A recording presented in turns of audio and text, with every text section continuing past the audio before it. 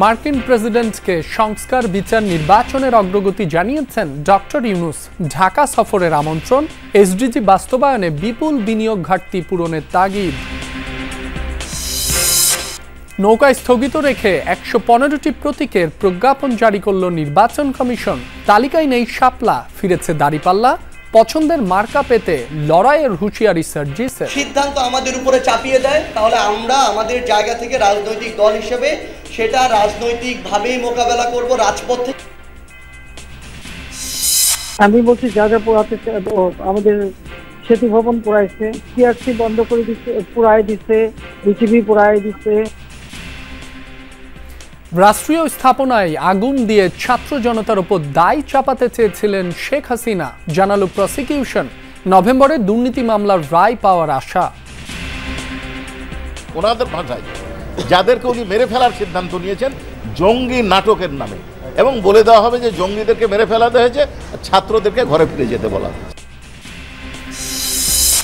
New York অপকর্মে Awami League আরও অনিশ্চয়তায় পড়বে, মন্তব্য আমির খসরুর। সরকারের অদক্ষতায় হামলার ঘটনা, অভিযোগ ব্রিজভির। আজকে বিভিন্ন জায়গায় দোসরদের প্রেতাত্মারা তারা নামার সুযোগ পাচ্ছে এবং বিদেশেও তারা বিভিন্ন ধরনের অপকর্ম করছে। গণতন্ত্রে বিশ্বাস করে না, দেশ ধ্বংস করে পালিয়ে গিয়ে এখন যেগুলো করছে এগুলো তো আরো ধ্বংসাত্মক। এগুলো তাদের ভবিষ্যৎকে আরো অনুষ্ঠিত করে দিচ্ছে।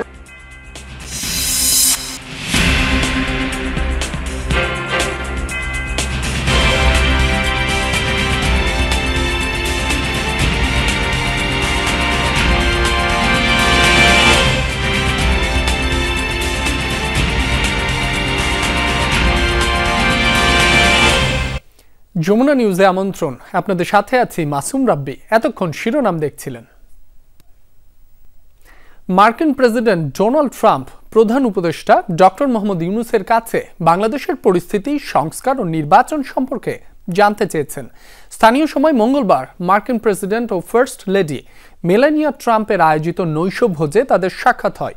যুক্তরাষ্ট্রে নিযুক্ত বাংলাদেশের প্রেস মিনিস্টার গোলাম মোর্তজা জানান, আগামী বছরের ফেব্রুয়ারিতেই ভোট হবে বলে ট্রাম্পকে অবহিত করেছেন প্রধান উপদেষ্টা। এ সময় ট্রাম্পকে ঢাকা সফরেরও আমন্ত্রণ জানান অন্তর্বর্তী সরকার প্রধান। নৈশভোজে ট্রাম্প ছাড়াও ডক্টর ইউনূস, জাতিসংঘ মহাসচিব অ্যান্টনিও গুতেরেস সহ বেশ কয়েকজন বিশ্ব নেতার সাথে সাক্ষাৎ করেছেন। বাংলাদেশের পরিস্থিতি, বাংলাদেশের আগামী নির্বাচন, গণতন্ত্রের পথে উত্তরণ, এই এবং নানা রকমের রিফর্মের যে কাজগুলো করছে সেই কাজগুলোর বিষয়ে ডোনাল্ড ট্রাম্পকে অবহিত করা হয়। ডোনাল্ড ট্রাম্প জানতে চান নির্বাচন বিষয়ে, এবং সেই নির্বাচন আগামী ফেব্রুয়ারিতে নির্বাচন, সেই বিষয়টিও প্রধান উপদেষ্টা ডোনাল্ড ট্রাম্পের সঙ্গে আলোচনা করেন এবং ডোনাল্ড ট্রাম্পকে বাংলাদেশ সফরের আমন্ত্রণ জানান। দর্শক, নিউ ইয়র্কে আছেন সহকর্মী আহমেদ রেজা, সরাসরি যুক্ত হচ্ছি তার সাথে। রেজা, অধিবেশনে আজ আর কি কার্যক্রম আছে? প্রধান উপদেষ্টা আজ আর কোনো কার্যক্রমে যোগ দেবেন কিনা সে বিষয়েও জানাবেন। মাসুম রাব্বি, একটু বিস্তারিতভাবে বলেই রাখতে চাই, এই অধিবেশনটি অর্থাৎ জাতিসংঘের ৮০তম যে সাধারণ অধিবেশনটি এখন চলমান রয়েছে, এটি শুরু থেকে আমরা বলেছিলাম যে এবার প্রধান উপদেষ্টা প্রফেসর ডক্টর ইউনূসের কিন্তু অন্তর্বর্তীকালীন সরকারের প্রধান হিসেবে শেষ এই অধিবেশনে যুক্ত হওয়া, ফলে সেটিকে কিভাবে বর্ণিল এবং স্মরণীয় করে রাখা যায় সে লক্ষ্যে কিন্তু তিনি কাজ করছেন। আপনি একটু আগেই বলছিলেন যে মূলত প্রেসিডেন্ট ডোনাল্ড ট্রাম্প এবং মেলানিয়া ট্রাম্পের যেই ডিনারে অংশ নিয়ে সেখানে আসলে যুক্তরাষ্ট্রের প্রেসিডেন্টের সাথে কথা হয়েছে বাংলাদেশের গণতান্ত্রিক ব্যবস্থা উত্তরণ এবং নির্বাচনকে আসলে কতটা সুসংহত করা যায় সেই বিষয়গুলো নিয়ে, এবং একই সাথে আজকেও কিন্তু তার চলমান যে ধারা সেটি চলছে। স্থানীয় সময় আজকে আসলে এখানে বুধবার চলছে এবং এই বুধবারে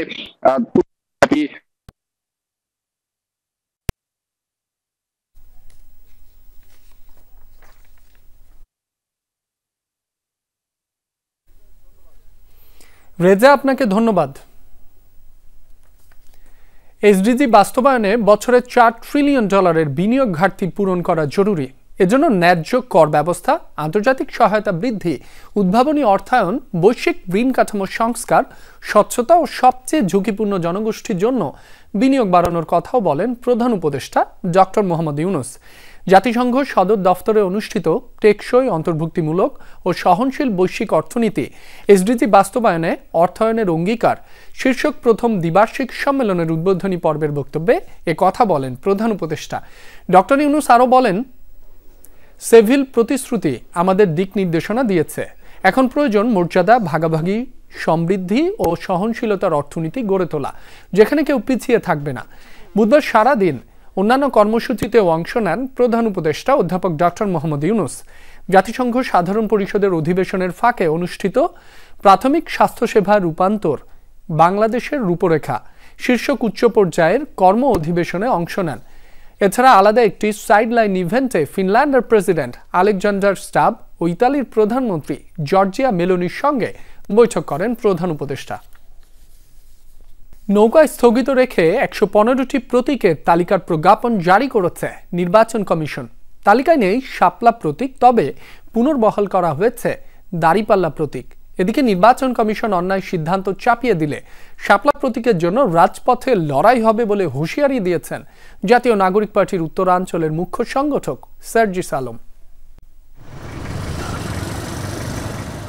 বুধবার শাপলাকে তালিকাভুক্ত করে প্রতীক হিসেবে বরাদ্দের জন্য ইসিতে আবেদন করেছিল জাতীয় নাগরিক পার্টি এনসিপি। ইমেইলের মাধ্যমে পাঠানো সেই আবেদনে নির্বাচন পরিচালনা বিধিমালা ২০০৮-এর বিধান সংশোধন করার আবেদন করা হয়েছিল, যেখানে শাপলা, সাদা শাপলা অথবা লাল শাপলাকে নির্বাচনী প্রতীক হিসেবে তালিকাভুক্ত করে এনসিপিকে বরাদ্দ দেওয়ার আবেদন জানানো হয়। কিন্তু নির্বাচন কমিশন সচিবালয়ের সিনিয়র সচিব বরাবর ইমেইলের মাধ্যমে করা সেই আবেদন খুব বেশি সময় স্থায়ী হয়নি। রাতেই প্রতীকের তালিকার প্রজ্ঞাপন জারি করে নির্বাচন কমিশন। প্রজ্ঞাপনে জানানো হয়, representation of the people order ১৯৭২-এর আর্টিকেল ৯৪-এ প্রদত্ত ক্ষমতা বলে নির্বাচন পরিচালনা বিধিমালা ২০০৮-এ এই সংশোধনী এনেছে কমিশন। তবে সংশোধনীতে নেই শাপলা প্রতীক।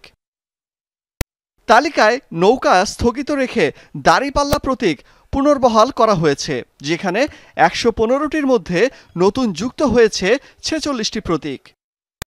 এদিকে নির্বাচন কমিশন অন্যায় সিদ্ধান্ত চাপিয়ে দিলে শাপলা প্রতীকের জন্য রাজপথে লড়াই হবে এমন হুঁশিয়ারি দিয়েছেন এনসিপি নেতা সার্জিস আলম। রাতে সিলেটে সাংগঠনিক সফরে সাংবাদিকদের সাথে মতবিনিময়কালে একথা বলেন তিনি। পাশাপাশি অভিযোগ করেন, একটি নির্দিষ্ট রাজনৈতিক দল দ্বারা প্রভাবিত নির্বাচন কমিশন। তারা যদি এরকম একটি অন্যায় তাদের সিদ্ধান্ত আমাদের উপরে চাপিয়ে দেয়, তাহলে আমরা আমাদের জায়গা থেকে রাজনৈতিক দল হিসেবে সেটা রাজনৈতিকভাবেই মোকাবেলা করব রাজপথ থেকে, জনগণের স্বার্থে এবং আগামীতে জনগণের যে কোনো নির্বাচন বলি বা এই রিলেটেড যে কোনো বিষয়ে ফাইট দেওয়ার জন্য আমাদের এই সম্ভাবনা যে আমাদের দলগুলো রয়েছে, ব্যক্তি আমরা যারা রয়েছে, আমাদের একত্রিত হওয়া খুব বেশি প্রয়োজন। আরও জানান, গণ অধিকার পরিষদের সাথে একীভূত হওয়ার বিষয়ে আলোচনা ইতিবাচক হলেও এখনও সিদ্ধান্ত হয়নি। এবি পার্টি সহ বাংলাদেশপন্থী অন্য রাজনৈতিক দলের সাথেও আলোচনা চলছে বলে জানান তিনি। জনগণের যে কোনো নির্বাচন। অলোক হাসান, যমুনা নিউজ। এশিয়া কাপের খবর, বাংলাদেশকে ৪১ রানে হারিয়ে ফাইনাল নিশ্চিত করল ভারত। ফাইনালে যাওয়ার মিশনে ভারতে দেয়া ১৬৯ রানের টার্গেটে ব্যাট করতে নেমে ১২৭ রানেই গুটিয়ে যায় টাইগারদের ইনিংস। এই জয়ে ফাইনাল নিশ্চিত করল ভারত, আর এক ম্যাচ বাকি থাকতেই বিদায় নিশ্চিত শ্রীলঙ্কার। দুবাইয়ে অভিষেক শর্মার ব্যাটিংয়ের জবাবে ঝড় তুলেছিলেন সাইফ হাসানও, তবে সেই নিঃসঙ্গ লড়াইয়ে ভারতের সঙ্গে পেরে উঠল না বাংলাদেশ। টাইগারদের হারিয়ে এশিয়া কাপের ১১তম ফাইনালে মেন ইন ব্লুরা। লক্ষ্য ছিল ১৬৯ রানের, ৪ রানের মাথায় তানজিদ ফিরলেন বুমরার শিকার হয়ে। এরপর ৪২ রানের জুটি সাইফ ইমনের, ২১ রান করে কুলদীপের বলে অভিষেক শর্মার হাতে ক্যাচ দেন ইমন। এরপর এক সাইফ ছাড়া ব্যর্থতার বৃত্তে হৃদয়, শামীম, জাকের, সাইফুদ্দিনরা। এক প্রান্তে যখন উইকেটের মিছিল, অন্য প্রান্তে তখন সাইফের ব্যাক টু ব্যাক 50। শেষ দিকে রিশাদ তানজিমরাও পড়ে যান কুলদীপের ঘূর্ণিতে। ৬৯ রান করে বুমরার বলে আকসারের হাতে বাউন্ডারিতে সাইফ ধরা পড়লে বাংলাদেশের ভাগ্যে জোটে শুধুই পরাজয়। মাত্র ৩ রানে প্রথম ওভার শুরুর পর ইনিংসের তৃতীয় ওভারে অভিষেক শর্মাকে ফেরানোর সুযোগ তৈরি করেন তানজিম সাকিব। জাকের আলী ক্যাচ ফেলে দিলে ব্যক্তিগত 7 রানের মাথায় জীবন পান অভিষেক। ঋষাদের বলে 29 রান করে শুভমান গিল আর 2 করে শিভাম দুবে ফিরলেও আবারও দানবীয় রূপে অভিষেক খেলেন 37 বলে 75 রানের ইনিংস। সুরিয়া আর তিলক ভার্মাকে 5-এর গন্ডিতে আটকে দেন মুস্তাফিজ ও তানজিম। শেষ দিকে আকসারকে নিয়ে 39 রানে জুটি গড়েন হার্দিক। টাইগার বোলারদের দারুণ কামব্যাকে 170-এর নিচে আটকে যায় টিম ইন্ডিয়া, তবে সেই রানও টপকাতে পারেনি বাংলাদেশ। দুবাইয়ের এই রাতটা হতাশ করেছে বাংলাদেশি সমর্থকদের, তবে সম্ভাবনা এখনো টিকে আছে। 11 বারের মতো এশিয়া কাপ আসরের ফাইনালে টিম ইন্ডিয়া বিদায় করেছে তারা লঙ্কানদের, তবে সেই মঞ্চে বাংলাদেশেরও সুযোগ থাকছে যাওয়ার, আর তার জন্য বৃহস্পতিবার রাতে করতে হবে পাকিস্তান বধ। রঞ্জন শান্ত, যমুনা স্পোর্টস, দুবাই আন্তর্জাতিক ক্রিকেট স্টেডিয়াম, সংযুক্ত আরব আমিরাত। পোড়াইতে বলছে কি আর আগুন দিছে কই, সাবেক মেয়র ফজলে নুর তাপস ও শেখ হাসিনার কথোপকথনের অডিও ক্লিপে শোনা যায় এমন কথা। প্রসিকিউশনের দাবি, রাষ্ট্রের গুরুত্বপূর্ণ স্থাপনায় আগুন দেওয়ার নকশা করেছিলেন ফ্যাসিস্ট সরকারের সাবেক প্রধানমন্ত্রী শেখ হাসিনা নিজেই। পরে এর দায় চাপানো হয় সাধারণ ছাত্র জনতার উপর। বুধবার বেলা 1টার দিকে শুরু হয় শেখ হাসিনার বিরুদ্ধে বিশেষ তদন্তকারী কর্মকর্তার সাক্ষ্য গ্রহণ। জবানবন্দিতে বিশেষ প্রসিকিউটর জানান, national telecommunication monitoring centre NTMC থেকে 69টি কল রেকর্ড এবং 3টি নম্বরের সিডিআর সংগ্রহ করেছেন তিনি। আদালতে শোনানো হয় শেখ হাসিনার সঙ্গে ফজলে নুর তাপস, মাকসুদ কামাল ও হাসানুল হক ইনুর কথোপকথনের অডিও ক্লিপ। উঠে আসে লিথল ওয়েপন ব্যবহার, হেলিকপ্টার থেকে গুলি বোম্বিং করা সহ নানা বিষয়। জুলাই আন্দোলন আগুনে ক্ষতিগ্রস্ত হয় সেতু ভবন, মেট্রো রেল সহ বিভিন্ন সরকারি স্থাপনা। তবে শেখ হাসিনার সঙ্গে মেয়র তাপসের এক ফোনালাপে পরিষ্কার হয় এর পেছনে ছিল আত্মঘাতী চক্রান্ত। আন্দোলনের ক্ষেত্রে দুটো ভাগ করেছেন। এক হচ্ছে নাশকতাকারী, উনি ওনাদের ভাষায় যাদেরকে উনি মেরে ফেলার সিদ্ধান্ত নিয়েছেন জঙ্গি নাটকের নামে, এবং বলে দেওয়া হবে যে জঙ্গিদেরকে মেরে ফেলাতে হয়েছে, ছাত্রদেরকে ঘরে ফিরে যেতে বলা। নিউ ইয়র্কে আওয়ামী লীগের সমর্থকদের ডিম ছোড়ার মতো অপকর্ম তাদের ভবিষ্যৎকে আরও অনিশ্চিত করবে, এমন মন্তব্য করেছেন বিএনপির স্থায়ী কমিটির সদস্য আমির খসরু মাহমুদ চৌধুরী। আর দলটির সিনিয়র যুগ্ম মহাসচিব রুহুল কবির রিজভী বলেছেন, আওয়ামী লীগের দোসরদের ছাড় দেওয়ার কোনো সুযোগ নেই। আলাদা অনুষ্ঠানে অংশ নিয়ে দেশবাসীকে পতিত স্বৈরাচারের ষড়যন্ত্রের ব্যাপারে সতর্ক থাকার তাগিদও দেন বিএনপি নেতারা। বুধবার সকালে পিরোজপুর জেলা বিএনপির নবনির্বাচিত নেতৃবৃন্দকে সাথে নিয়ে শহীদ রাষ্ট্রপতি জিয়াউর রহমানের সমাধিতে শ্রদ্ধা জানান দলের সিনিয়র যুগ্ম মহাসচিব রুহুল কবির রিজভী। পরে তিনি বলেন, অন্তর্বর্তী সরকার সচেষ্ট হলে নিউ ইয়র্কে এমন কাণ্ড করার সাহস পেত না ফ্যাসিবাদের দোসররা। দুপুরে চট্টগ্রামের আগ্রাবাদ মা ও শিশু হাসপাতাল ইন্টার্ন চিকিৎসকদের এক অনুষ্ঠানে যোগ দেন বিএনপি নেতা আমির খসরু মাহমুদ চৌধুরী। এ সময় তিনি বলেন, রাজনৈতিকভাবে পরাস্ত হয়ে দেশ থেকে পালানো আওয়ামী লীগ সমর্থকদের ডিম ছোড়ার মতো অপকর্ম কেবল তাদের ভবিষ্যৎকেই আরো অনিশ্চিত করবে। ওনাদের সমর্থকরা তো এই সমস্ত এই ধরনের কাজের বাইরে তার কিছু করার নাই। আপাতত গণতন্ত্রেই বিশ্বাস করে না, দেশ ধ্বংস করে পালিয়ে গিয়ে এখন যেগুলো করছে এগুলো তো আরো ধ্বংসাত্মক। এগুলো তাদের ভবিষ্যৎকে আরো অনুষ্ঠিত করে। আপনারা কেন দক্ষতার সাথে, দ্রুততার সাথে, ক্ষিপ্র গতিতে পদক্ষেপ গ্রহণ করতে পারছেন না বলেই আজকে বিভিন্ন জায়গায় দোসরদের প্রেতাত্মারা তারা নামার সুযোগ পাচ্ছে।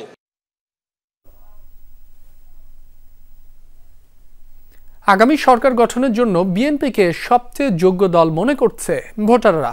দলটিকে ভোট দিতে চায় 41.3% ভোটার, আর জামায়াতের প্রতি সমর্থন 30.3%।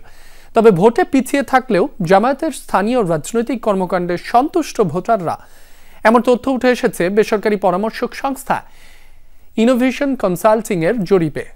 রাজধানীর আগারগাঁও আর্কাইভ মিলনায়তনে দ্বিতীয় ধাপের এই জরিপের প্রতিবেদন প্রকাশ করে সংস্থাটি। স্তরভিত্তিক দৈব চয়নে 10,413 জন ভোটারের ওপর এই জরিপ চালানো হয়েছে। এতে ভবিষ্যৎ সরকারের কাছে প্রত্যাশা, নির্বাচনে আওয়ামী লীগের অংশগ্রহণ, স্থানীয় রাজনৈতিক কার্যক্রমে সন্তুষ্টি সহ 7টি বিষয়কে গুরুত্ব দেওয়া হয়েছে। জাতীয় নাগরিক পার্টি এনসিপির নারী নেত্রীদের সাথে সাক্ষাৎ করেছেন বাংলাদেশে নিযুক্ত British high commissioner Sarah Cooke. এ সময় তার সাথে ছিলেন হাইকমিশনের অভ্যন্তরীণ রাজনীতি প্রধান কেট ওয়ার্ড এবং সামাজিক উন্নয়ন পরামর্শক তাহেরা জাবিন। এনসিপির প্রতিনিধি দলে ছিলেন ডক্টর তাজনুভা জাবিন, মনিরা শারমিন, নুসরাত তাবাসসুম, ডক্টর মাহমুদা মিতু, সাদিয়া ফারজানা, হোমায়রা নূর এবং তানহা শান্তা। এনসিপি আন্তর্জাতিক সম্পর্ক সেলের ডেপুটি লিড আলাউদ্দিন মোহাম্মদও বৈঠকে অংশ নেন। আলোচনায় উঠে আসে বাংলাদেশের নারীরা কিভাবে গণতান্ত্রিক উত্তরণ ও রাজনৈতিক সংস্কার প্রক্রিয়ায় ভূমিকা রাখছেন। এনসিপির নারী নেত্রীরা তাদের প্রেরণা ও তৃণমূল পর্যায়ে সংগঠনের অভিজ্ঞতা তুলে ধরেন। আধিপত্য বিস্তারের জেরে মুন্সিগঞ্জে আওয়ামী লীগ ও বিএনপি সমর্থকদের মধ্যে সংঘর্ষ হয়েছে। আহত অন্তত 12 জন। বুধবার সন্ধ্যায় গজারিয়ার চরবলাকি গ্রামে এ সংঘর্ষ হয়। স্থানীয়রা জানায়, আধিপত্য নিয়ে হোসেন্দি ইউনিয়ন আওয়ামী লীগের সভাপতি আব্দুল মতিন মিন্টুর সাথে দীর্ঘদিন ধরেই বিরোধ চলছিল ইউনিয়ন বিএনপির আহ্বায়ক কমিটির সদস্য মাহফুজ প্রধানের। এর আগেও বেশ কয়েকবার এই দুই গ্রুপের সংঘর্ষ হয়েছে। 5 আগস্টের পর থেকে পলাতক ছিলেন আওয়ামী লীগ নেতা মিন্টুর লোকজন। আবার তারা এলাকায় ফিরতে নিলেই দুপক্ষের মধ্যে সংঘাত হয়।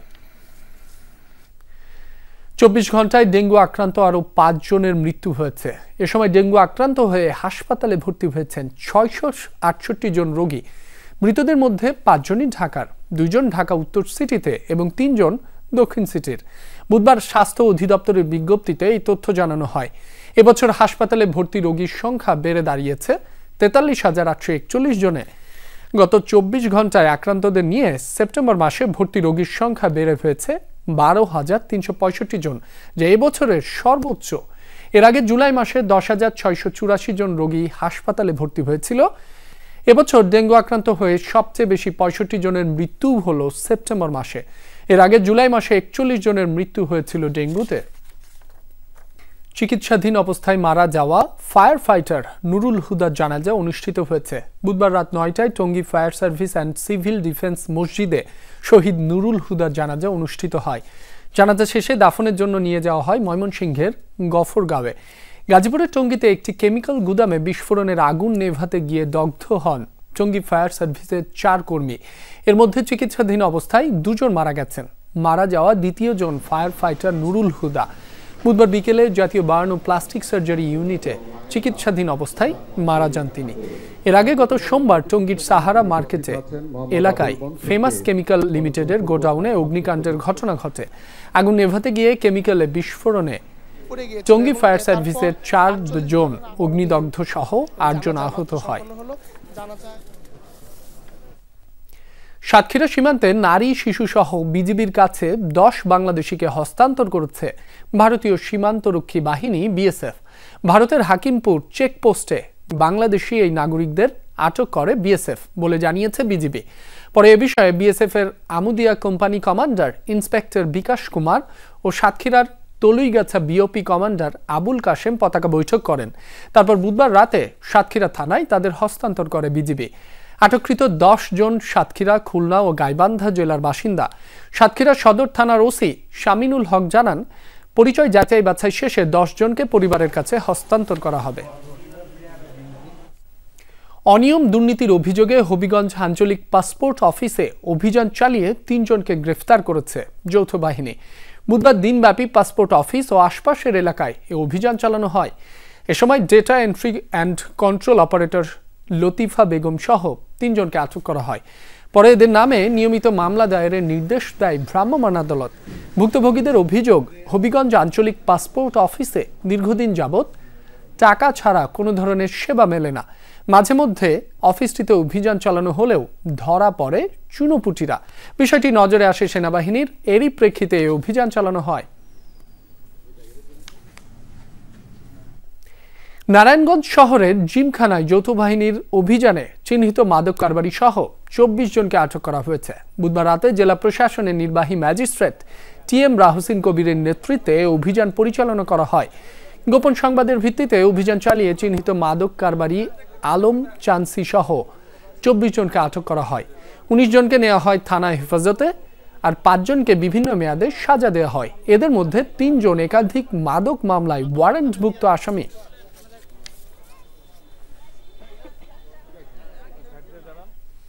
এই ছিল যমুনা নিউজে। এতক্ষণ যারা সাথে ছিলেন সবাইকে ধন্যবাদ।